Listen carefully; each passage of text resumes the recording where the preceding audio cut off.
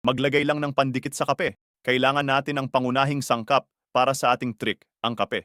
Maglagay lang ng 1 kutsara sa lalagyan.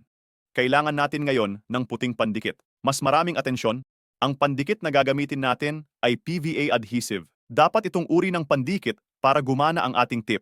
Magdagdag lang tayo ng 1 kutsara ng pandikit. Kailangan natin ng hand sanitizer. Magdagdag lang tayo ng 2 kutsara ng alkohol. Pagkatapos ay haluin ng mabuti. Pagkatapos haluin, handa na ang ating tip. Tingnan mo kung ano ang itsura. Kung hindi ka gumagamit ng instant coffee, salain mo lang. Ang ginawa natin ay homemade varnish.